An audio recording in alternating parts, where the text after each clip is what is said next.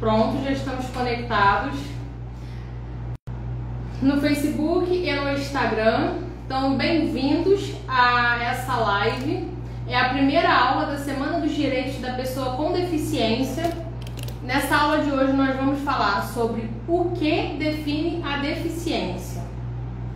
Então, as pessoas estão entrando aos poucos. Durante essa semana vamos ter vários temas. De hoje, terça-feira até o domingo, cada dia teremos uma aula, sempre às 8 da noite. E nessas aulas eu vou ensinar para vocês a legislação aplicável às pessoas com deficiência. Antes de começar a aula, eu quero fazer um pedido a todos. Eu quero pedir para que vocês compartilhem essa live com os amigos. Chamem os amigos para vir participar também. Envie o convite dessa live para que possamos difundir mais o conhecimento sobre a legislação aplicável às pessoas com deficiência. Porque muitas pessoas não sabem que possuem deficiência. Eu vou hoje falar sobre isso. Existem várias doenças que são enquadradas como deficiência e as pessoas não sabem que possuem. Sabem que possuem a deficiência, mas não sabem que pode ser enquadrado como pessoa com deficiência. E um outro grande problema é que as pessoas às vezes sabem que podem ser enquadrados como pessoa com deficiência, mas não sabem os direitos que possuem, não sabem a legislação para buscar esses direitos. Então, nessa primeira aula, o tema dela é o que define a deficiência. Então, eu vou estar conversando com vocês isso, explicando como definir se a pessoa tem deficiência ou não. E aí eu vou falar as formas como a pessoa pode ser enquadrada, o que a lei fala a respeito, os julgados que nós temos a respeito desse tema, pois somente levando conhecimento é que as pessoas com deficiência vão ter mais acesso aos seus direitos. E vocês já compartilharam? Já chamaram os amigos para vir participar da live? Envia. Eu estou aqui com algumas anotações aqui, se eu estiver olhando para baixo é porque eu fiz algumas anotações aqui para poder não esquecer do que eu vou passar para vocês. E vocês falem para mim de onde vocês são, só para eu ter noção que nas últimas lives que eu fiz, eu vi que tem pessoas do Brasil inteiro comigo, né, na live. Então, se vocês quiserem me falar de onde vocês são, já tem várias pessoas aqui. Denis, Glênio, Rovilson, Fernanda. Muito obrigada pela presença de todos vocês. E essa live, Taubaté, São Paulo. E essa live depois vai ficar salva. E quando ela vai ficar salva, depois ela será legendada, para que todos tenham acesso. Ó, a Lídia está de Portugal assistindo a nossa live. Fernando de Carambei, Navirai, Mato Grosso do Sul, Passos, Mato Grosso do Sul.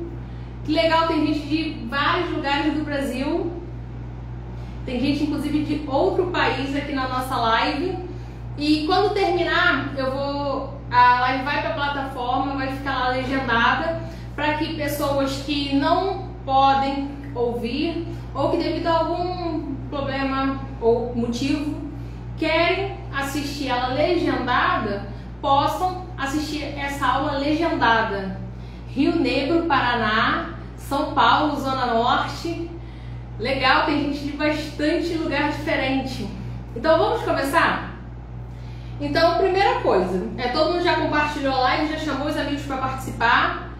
E agora eu vou já começar aqui a falar com vocês sobre isso. Então, uma coisa que acontece muito. Às vezes a pessoa me pergunta assim: eu tenho tal deficiência, eu tenho tal doença.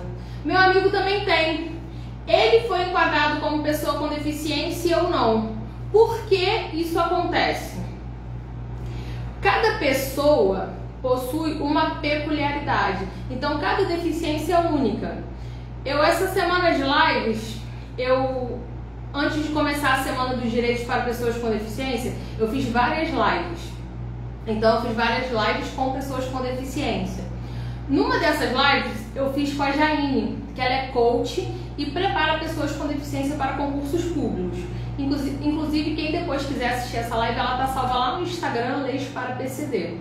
E eu estava conversando com a Jaine em relação a isso, que cada pessoa ela é única. Cada deficiência, cada enfermidade, ela, de certa forma, vai ter características peculiares. Então, uma doença, ela pode agir no corpo de uma pessoa de uma forma e ela vai agir no corpo de outra pessoa de outra forma. Então, o exemplo que nós utilizamos foi da deficiência auditiva. Existem pessoas que têm deficiência auditiva, mas com o aparelho elas conseguem ouvir. Outras já não utilizam aparelhos. Algumas pessoas, devido ao aparelho, ouvem, então elas conseguem ouvir som ambiente, ouvir pessoas. Já outras que não possuem, já outras que não se adaptaram ao aparelho ou por algum motivo não puderam utilizar o aparelho, essas pessoas elas utilizam a linguagem de Libras ou a interpretação labial. Então, assim, conforme a deficiência, conforme a doença, ela vai agir no corpo da pessoa de uma forma. Com isso, cada pessoa vai ter uma consequência. Não obrigatoriamente porque a pessoa possui a doença X, ela vai ter a consequência Y. Às vezes a pessoa pode possuir a deficiência X e ter a consequência Y, mas a outra pessoa que também possui a deficiência X, a doença X, ela possui a consequência Z. Então vou explicar isso melhor. Existem várias enfermidades que podem ser consideradas como deficiência. Então, assim, uma pessoa possui hérnia de disco. É uma doença bem comum. Existem duas pessoas que possuem hérnia de disco. Uma pessoa, ela pode não ter nada, só ter um incômodo de vez em quando. Outra pessoa, ela pode perder a mobilidade das pernas. Ela pode deixar de andar em função da hérnia de disco. Então, isso é um exemplo de quando uma doença, ela age diferente no corpo das pessoas. Então, essa pessoa que possui hérnia de disco, mas que ela não sente uma dorzinha de vez em quando, mas aquilo não muda em nada na vida dela, ela pode não ser enquadrada como pessoa com deficiência.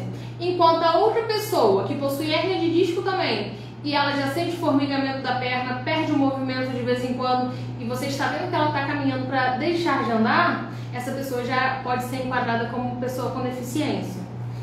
Então, qualquer enfermidade, qualquer doença que vocês forem pensar, se causa a deficiência ou não, pensem por esse ângulo.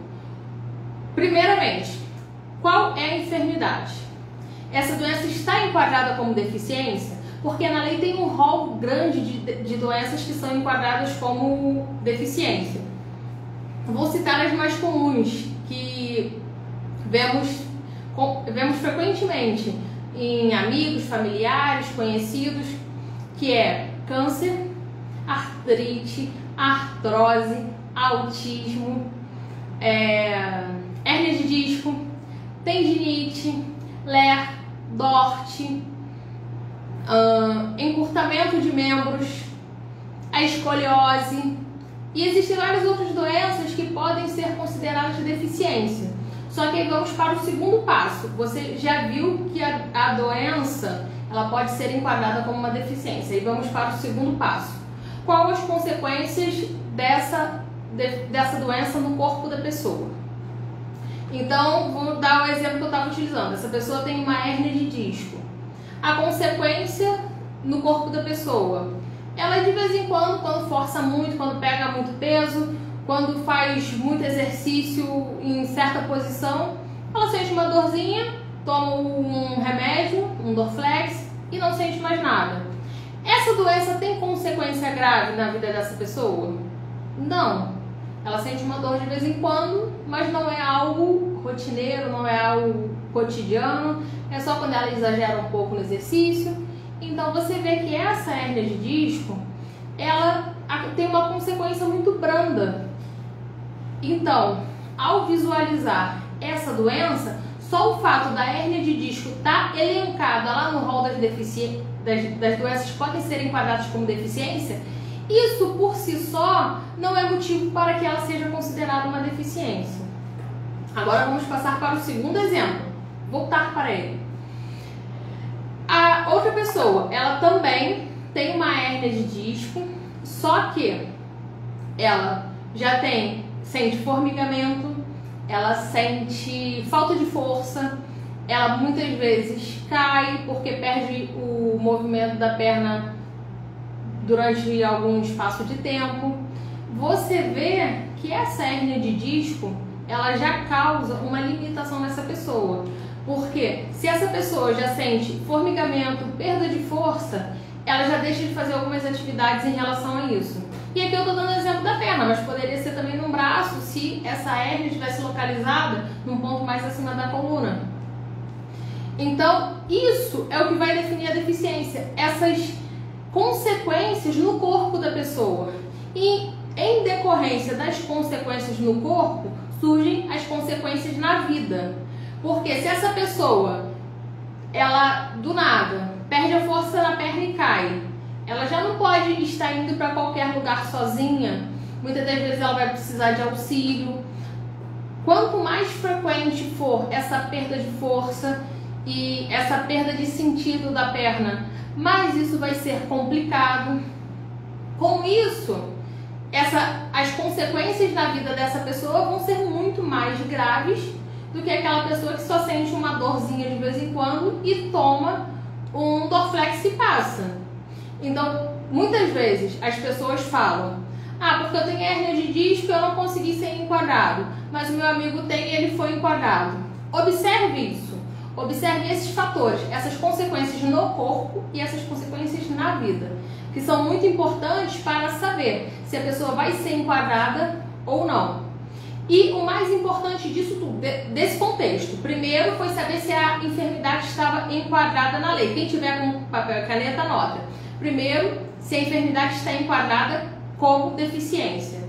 Se tiver, vai estar lá na lei o rol. Segundo, as consequências no corpo da pessoa. E terceiro, consequências na vida. A consequência na vida vai vir em decorrência da consequência no corpo. Esse conjunto todo, ele tem que colocar essa pessoa em desigualdade de condição com as demais pessoas. Desigualdade de condições e oportunidades. Dessa forma, eu vou exemplificar para ficar mais fácil. Uma pessoa que ela tenha perda de força, formigamento, falta de sensibilidade na perna, ela provavelmente não vai conseguir dirigir um carro normal, ela já vai ter que ter um carro automático, porque ela não vai ter aquela força para poder passar a embreagem. Então você vê que aí ela já começa a estar em desigualdade de condições.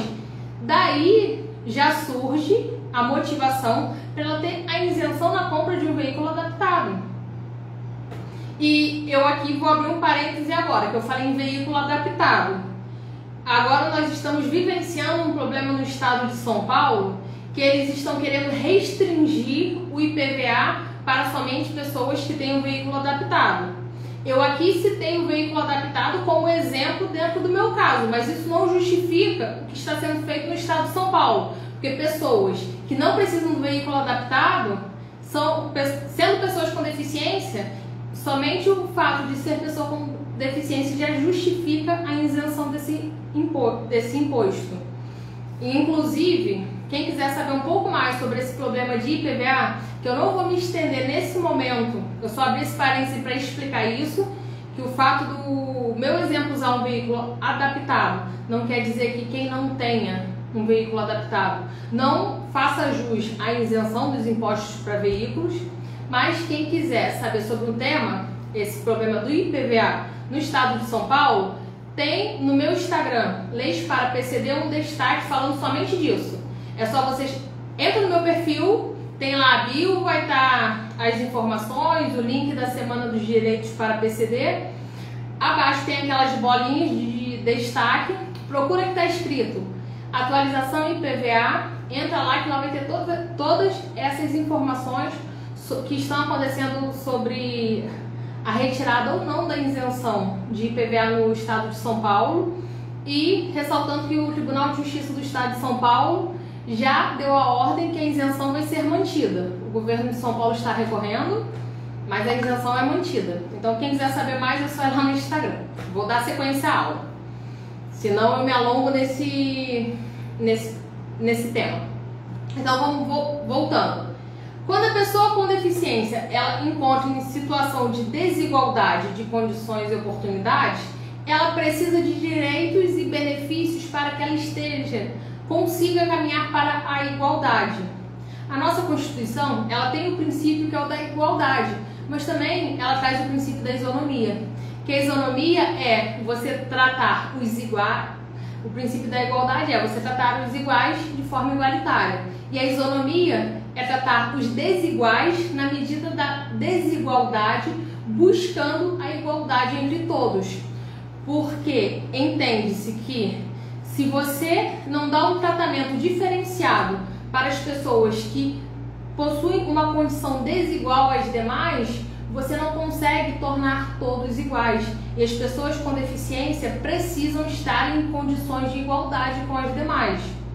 Antigamente, os protocolos, eles entendiam, os protocolos internacionais inclusive, que as pessoas com deficiência, elas tinham que se adaptar para viver em sociedade. Então, se a pessoa não tem uma perna amputada, ela obrigatoriamente tem que colocar uma perna mecânica e ela se adaptar à sociedade. Hoje não. Hoje evoluímos e os tratados internacionais, dos quais o Brasil é signatário, por isso ele é obrigado a cumpri-los, entende que a sociedade que tem que se adaptar para receber as pessoas com deficiência. Então não é mais, ali tem uma escada, a pessoa com deficiência que deu o seu jeito e suba. Não, esse não é mais o protocolo adotado. Agora a pessoa com deficiência precisa subir. O que vamos fazer? Ou coloca um elevador ou coloca uma rampa. Não é mais admissível lugares que não tenham acessibilidade. Os lugares têm que ter acesso para as pessoas com deficiência entrarem e saírem sem estar precisando da ajuda de terceiros. Entrarem e saírem por conta própria.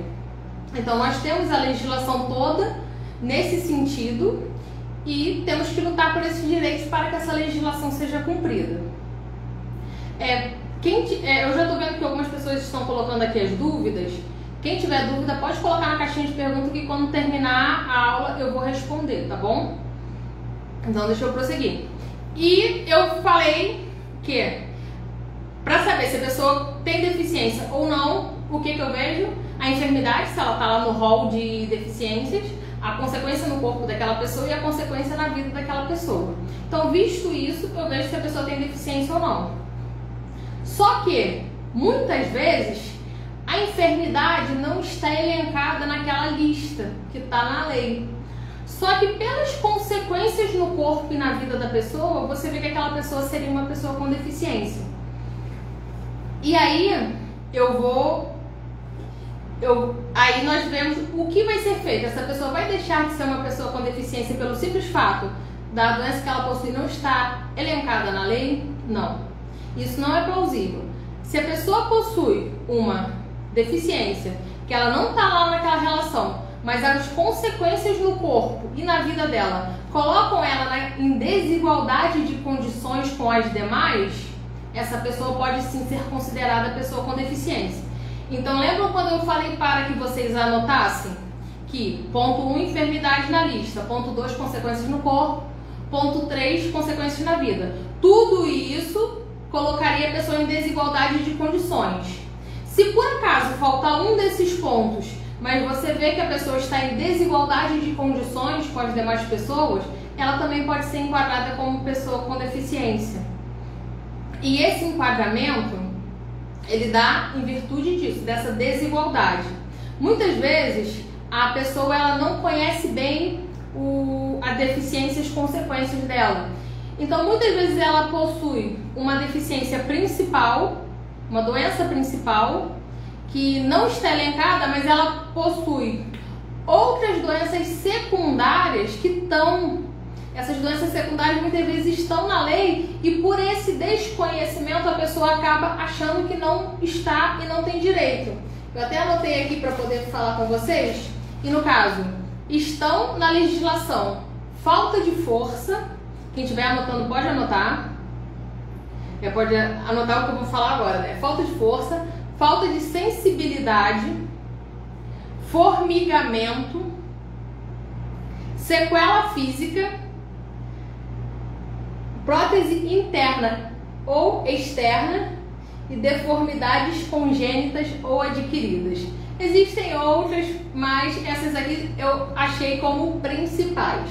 Então, falta de força muitas vezes a pessoa tem uma tendinite, a tendinite está elencada assim. E deixa eu só parar aqui para...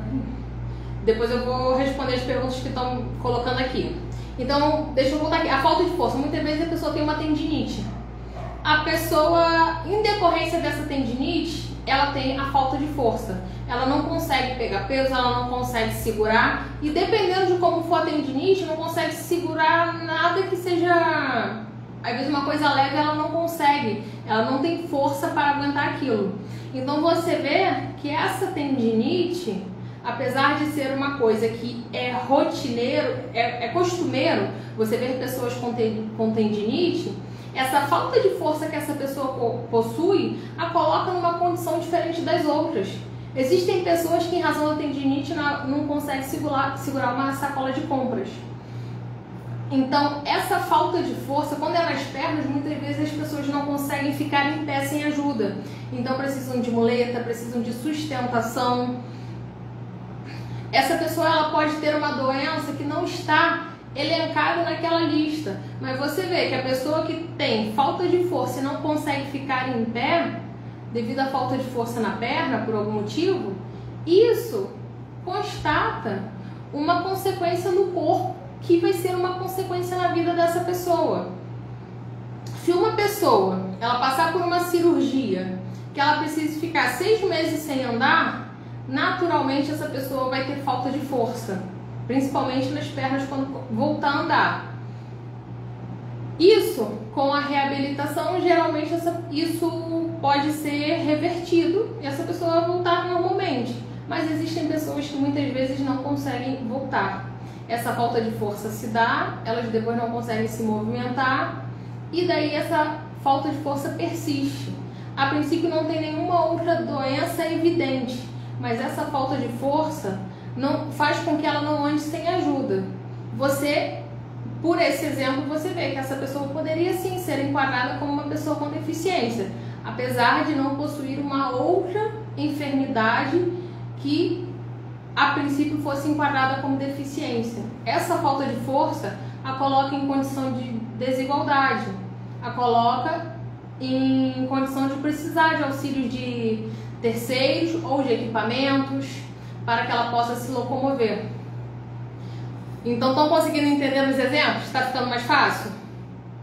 E aí segue a falta de sensibilidade, o formigamento que muitas vezes tira também a sensibilidade, tira a força.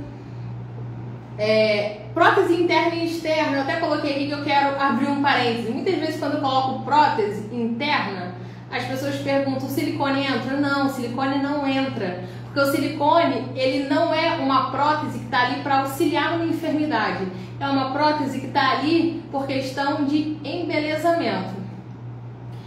Existe a possibilidade da mastectomia, que é quando há a retirada da mama em função de um câncer ou de alguma outra doença que seja necessária. Então, a mastectomia ela pode ser entendida como deficiência. Se por acaso há a colocação de um silicone em razão da mastectomia, é uma coisa. Agora, uma pessoa que não tem nenhuma doença, nenhuma enfermidade, ela coloca um silicone por questão de embelezamento, isso não há o que se discutir. Não, em hipótese alguma, será enquadrado como deficiência.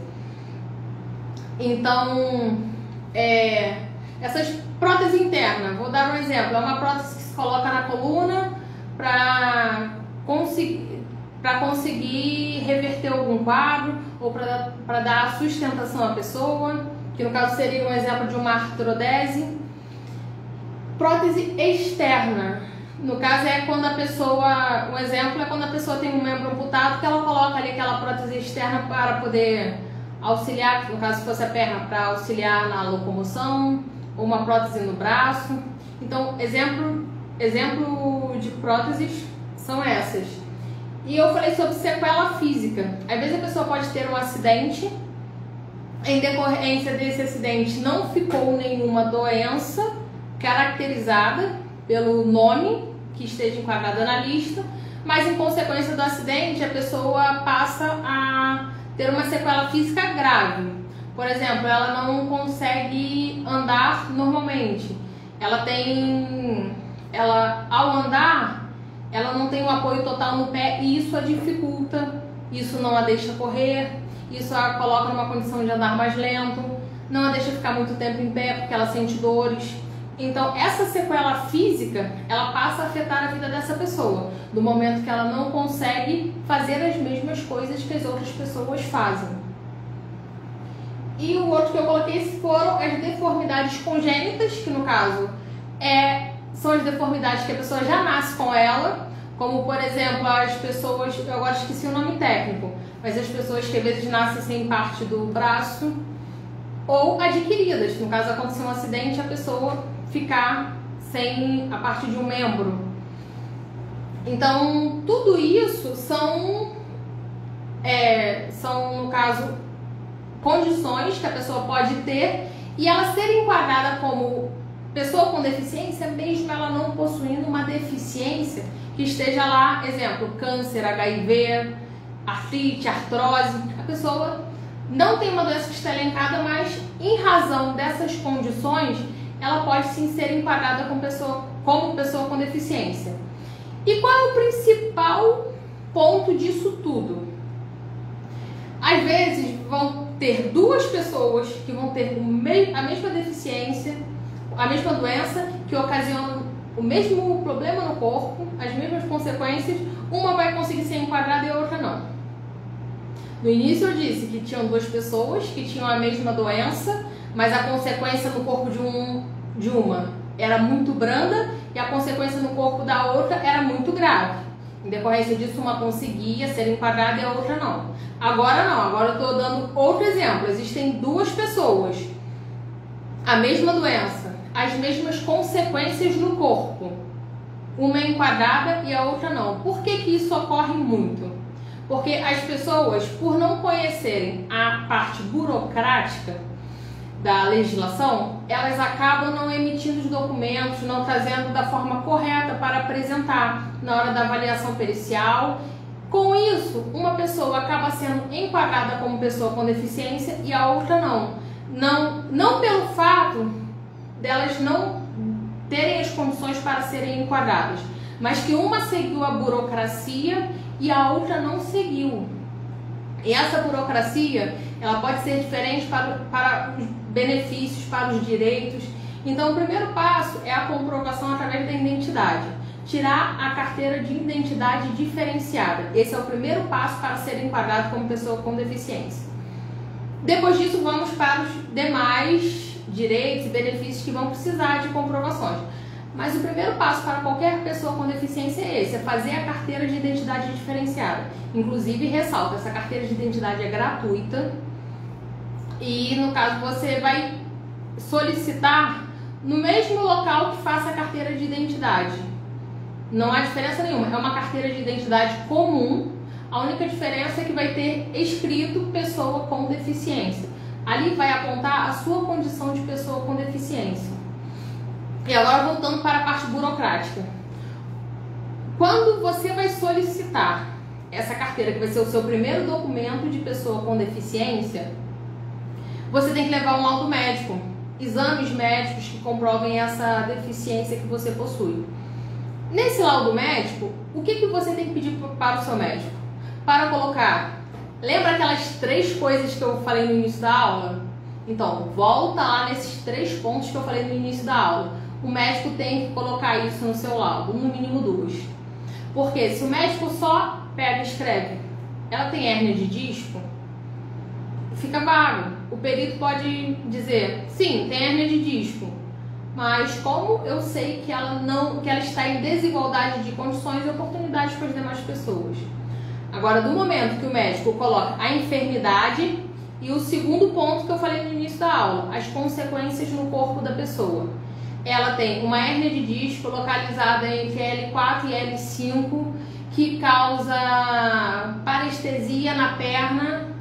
No caso, perda de força, formigamento, isso, aí sim fica mais fácil para quem está avaliando conseguir identificar, diante do laudo médico, já dá o laudo pericial, porque ali já tem um laudo dizendo que aquela pessoa, ela tem, além da enfermidade, ela tem consequências no corpo. Então, se você vai no médico, o médico só coloca deficiência tal, o CID, que é o Código Internacional da Doença, número tal e ponto, a princípio o médico não sabe. O perito que vai fazer a perícia no laudo, se ele não está te vendo, ou muitas vezes ele está te vendo, mas ele não vai te avaliar, ele só vai avaliar o papel, ele não tem base para justificar. Agora, se o seu médico vai lá e coloca tudo certinho, ele coloca a enfermidade, as consequências no corpo, e se ele ainda complementa com consequências na vida, tá tudo ali pro perito. Então fica muito mais fácil do perito conceder. Muitas vezes eu recebo mensagens de pessoas que o médico se negou a colocar. Então, para isso, não é a pessoa chegar lá e falar pro médico: olha, eu tenho uma hérnia de disco, eu tenho parestesia na perna esquerda, eu sinto formigamento, eu tenho uma dor que irradia e eu preciso que coloque tudo isso no papel. Não é assim que funciona. Você vai fazer os exames, os exames vão ser levados para o médico e diante dos exames o médico vai laudar com base nesses exames. E aí você entra num outro porém. Muitas vezes a pessoa faz 2 exames, um numa clínica e o outro em outra clínica. Cada clínica tem um profissional, um técnico que vai fazer o laudo dos exames. Ele lauda detalhadamente tudo, colocando nos mínimos detalhes todas as especificações. O outro já não lauda da mesma forma. Ele lauda de uma forma mais superficial, que o médico, quando vai ver o exame, ele não tem tanta precisão daquilo que a pessoa possui. Então, quando você for fazer um exame, peça para que seja o mais detalhado possível, o mais específico possível, porque quanto mais detalhes tiver no laudo do seu exame, mais elementos o médico vai ter para constar no seu laudo médico que ele vai assinar. Então fica mais fácil.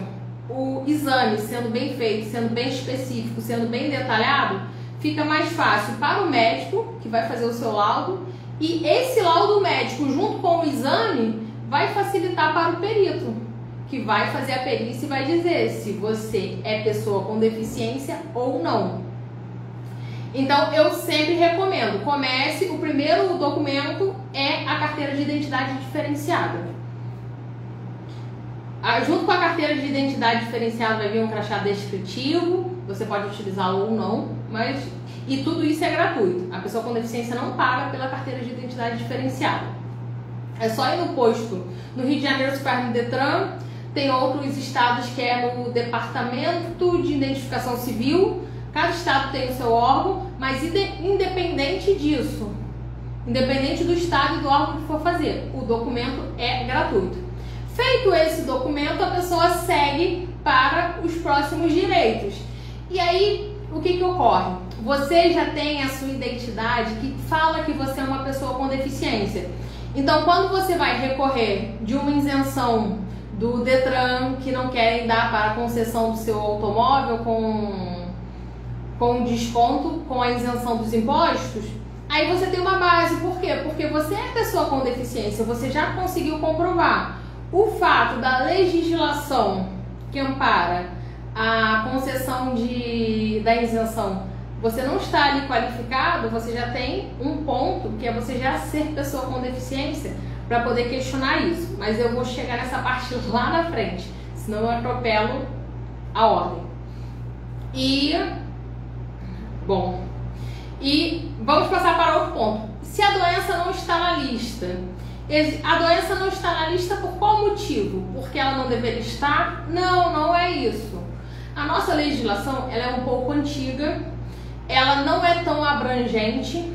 A entrada, a inclusão das pessoas com deficiência na sociedade, ela é um movimento que ela não começou agora e ela não vai acabar tão cedo. Essa inclusão, já houve muita luta para que essa inclusão hoje esteja acontecendo e precisa ainda haver muita luta para que essa inclusão continue, porque não estamos nem perto do que seria o essencial.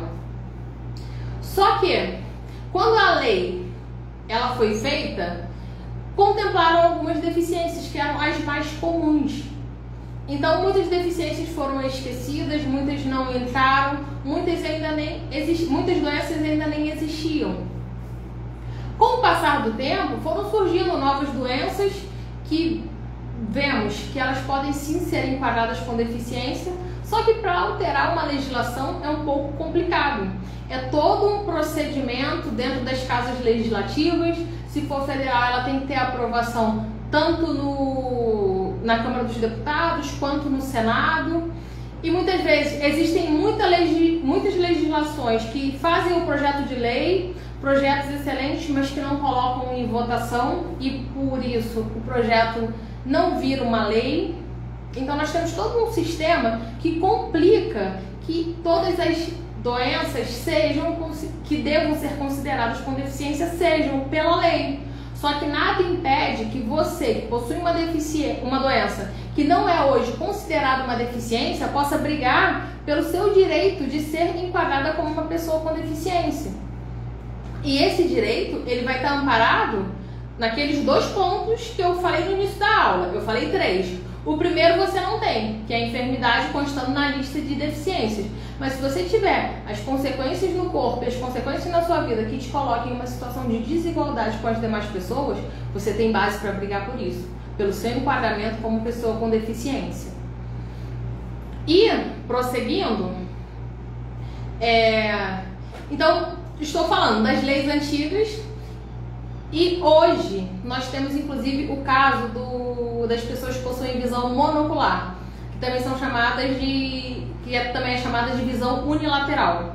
No caso, são aquelas pessoas que elas somente têm a visão em um dos olhos. Essas pessoas, para a lei, elas não são consideradas pessoas com deficiência. Porém, a jurisprudência considera que elas são pessoas com deficiência. Inclusive, tem um destaque lá no Instagram Leis para PCD que se chama Visão Monocular. E nesse Instagram eu falo sobre a súmula 377 do Superior Tribunal de Justiça, que considera as pessoas com visão unilateral pessoas com deficiência. Então você vê que já tem um julgado, o Poder Judiciário dizendo as pessoas que possuem visão unilateral, elas não estão na lei como pessoas com deficiência. A enfermidade, que é não possuir uma visão, ela na lei não é enquadrada como deficiência. Mas, por decisão do Poder Judiciário, essa pessoa pode ser considerada uma pessoa com deficiência. Para fins de concurso público já é pacífico. Agora, se essa pessoa quiser ser enquadrada para outros fins, como para ter direito a isenções, é só ela pegar essa decisão e pedir ao Poder Judiciário que a considere, só que esse pedido é individual, que a considere pessoa com deficiência. A partir dessa decisão que a considerará pessoa com deficiência, ela passará a ter direito a todos os outros benefícios. E a lógica é a mesma para as outras deficiências. Esse exemplo da visão monocular é mais fácil, como eu coloquei lá nos destaques do Instagram, tá lá tudo explicadinho, direitinho sobre essa decisão. Fica mais fácil porque tem uma decisão que já ampara.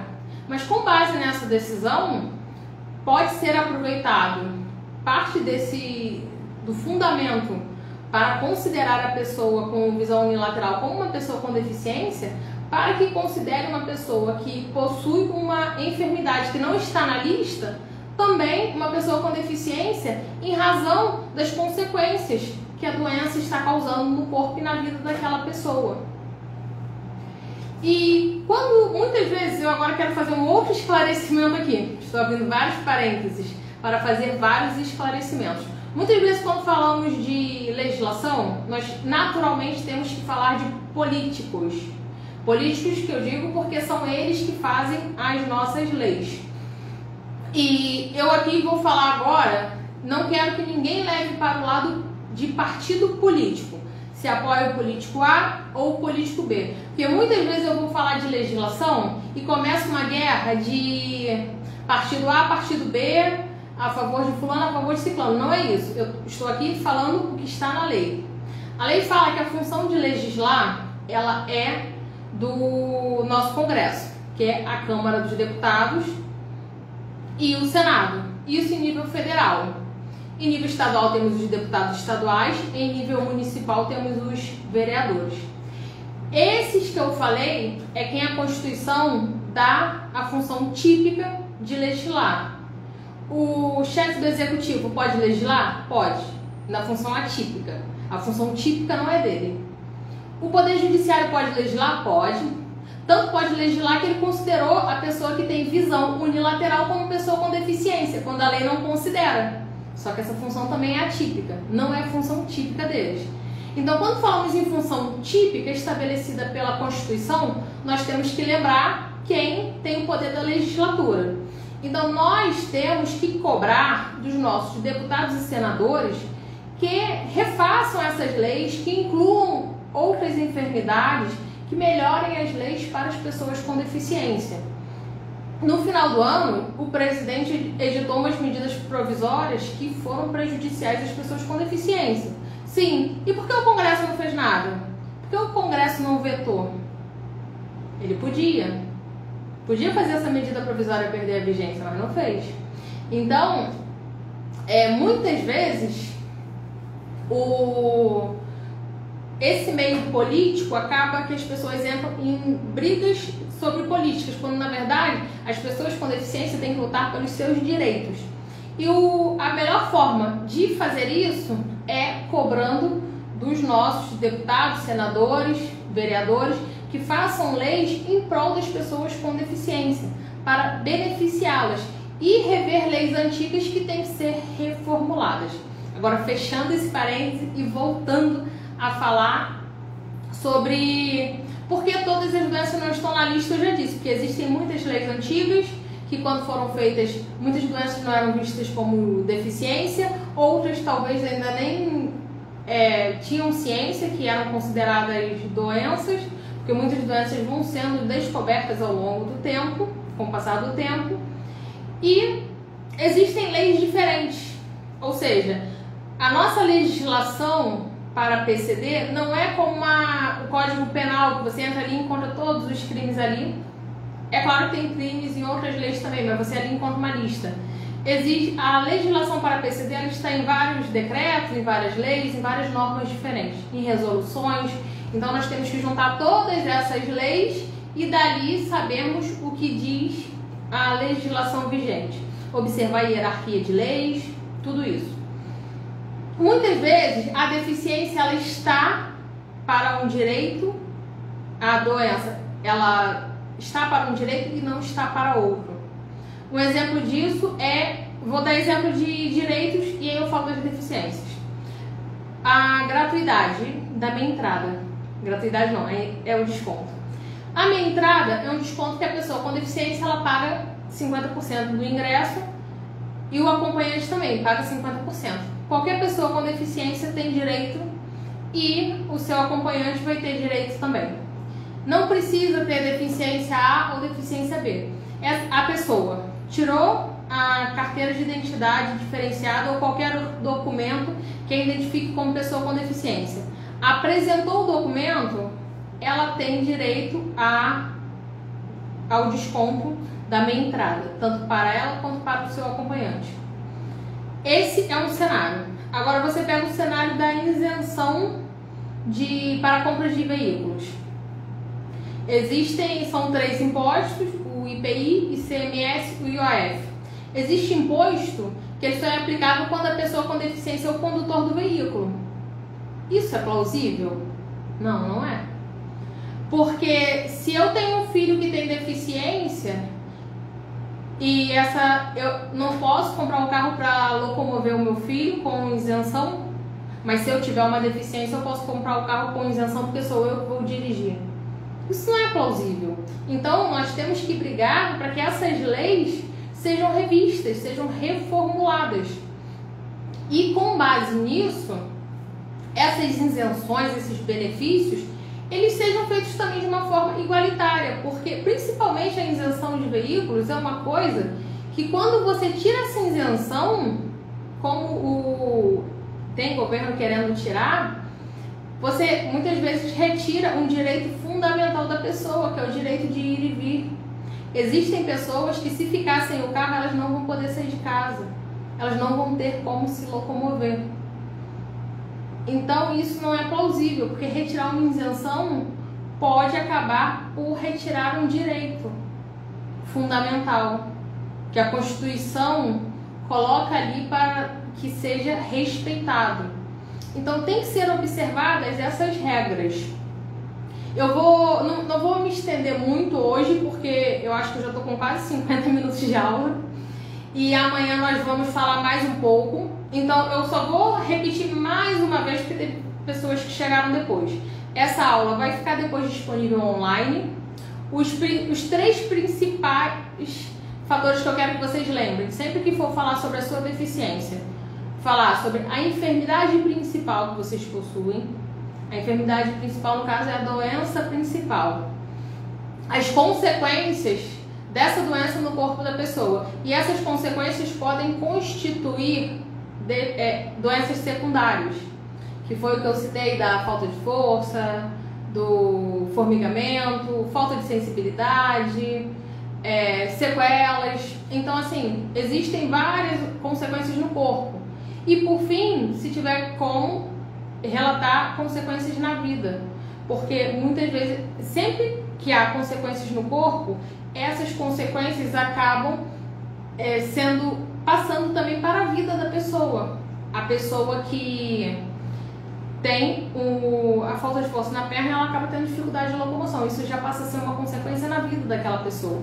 Então, sempre que vocês forem falar sobre eu quero comprovar que eu sou uma pessoa com deficiência, coloquem esses 3 fatores e lembre-se que isso tem que constar no laudo médico, porque constando no laudo médico não tem como o perito falar não vou conferir a condição de pessoa com deficiência.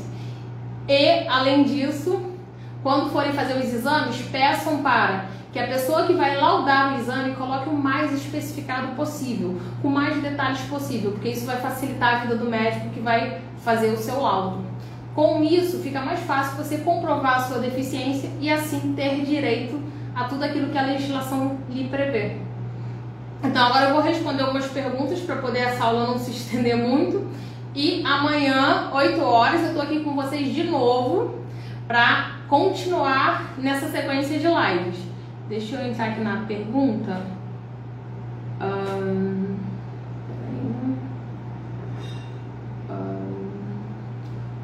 Perguntaram aqui, o CID serve. O CID, ele é o Código Internacional das Doenças. Uma coisa que inclusive eu defendo, falei inclusive sobre isso no meu livro, é que além do CID deve ser usado o CIF, que é o Código de Funcionalidade. Esse Código de Funcionalidade, ele coloca as consequências da doença na vida da pessoa. O CID, ele só é um código de doença. Se você colocar, eu agora não vou saber o número de cabeça, mas por exemplo, 10. Quem é médico pega esse número 10, olha lá na relação e diz, ela tem a doença X.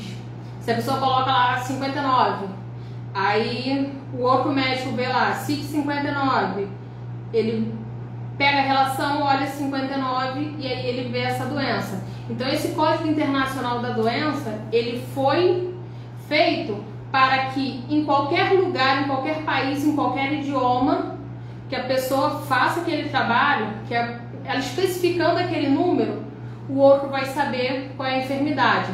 Então, se tem um médico que está nos Estados Unidos e coloca o número do CID, o daqui, quando vê o CID, ele sabe qual é a enfermidade, mesmo que o laudo tenha sido emitido em outro idioma e ele desconheça o idioma.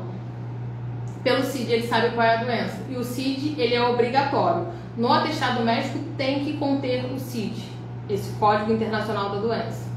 E uma das coisas que eu defendo é que tenha também o CIF, que é a consequência na vida, que é o que muitas vezes facilita, porque às vezes o CID ele não está enquadrado de acordo no rol das enfermidades que a lei prevê, mas pelo CIF, pelas consequências no corpo e na vida daquela pessoa, o perito conseguiria enquadrar essa pessoa como deficiência.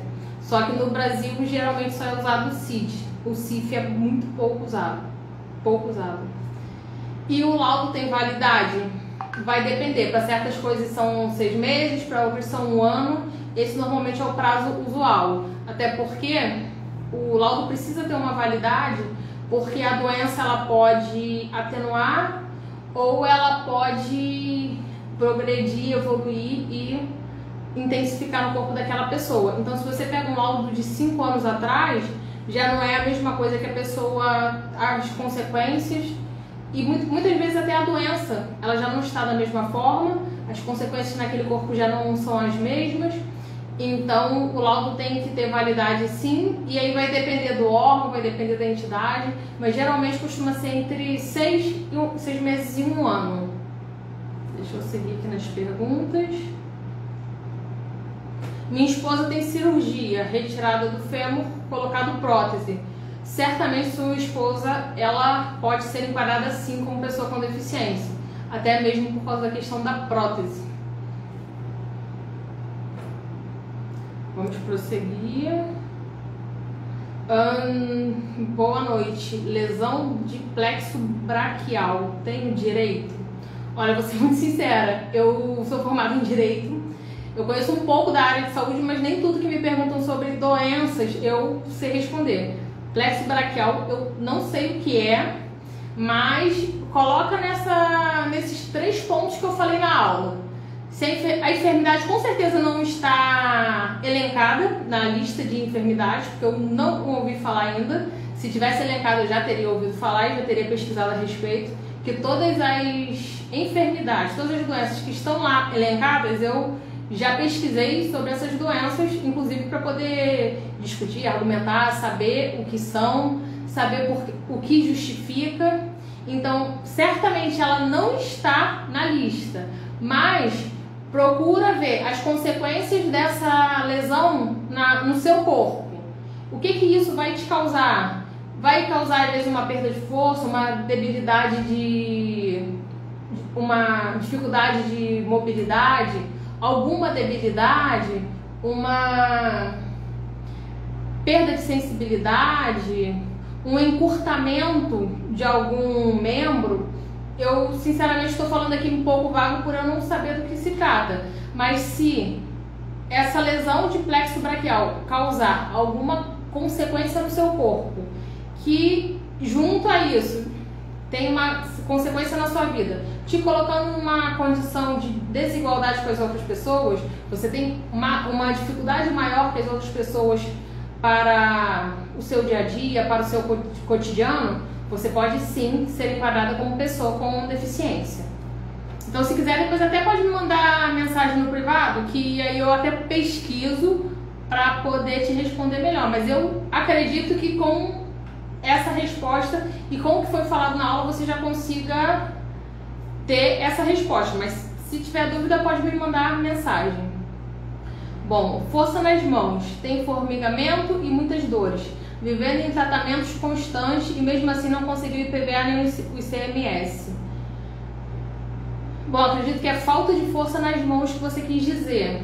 Formigamento, como eu disse, eu citei já que isso pode sim ser considerado deficiência.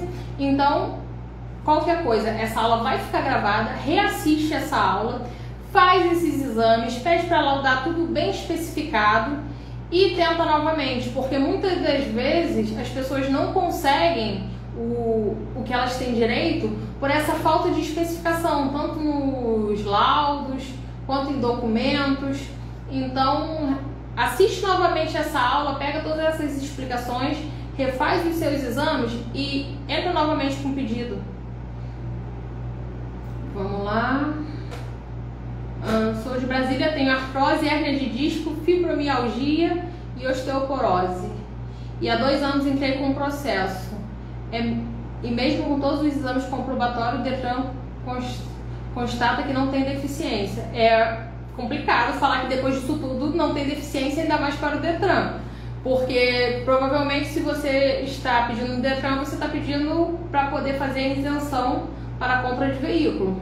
E uma coisa que eu quero ressaltar aqui é hérnia de disco, escoliose. Muitas das vezes as pessoas acham assim, quem está de fora, quem não entende de legislação, fala, mas ele tá bem, agora ele não tem direito, ele tá bem. Só que o direito não se justifica porque a pessoa tá bem. Esse direito é para que a pessoa não fique mal. Porque muitas vezes a pessoa está comprando um carro adaptado que devido a uma hérnia de disco ou uma escoliose, ela não pode ficar pisando no pedal.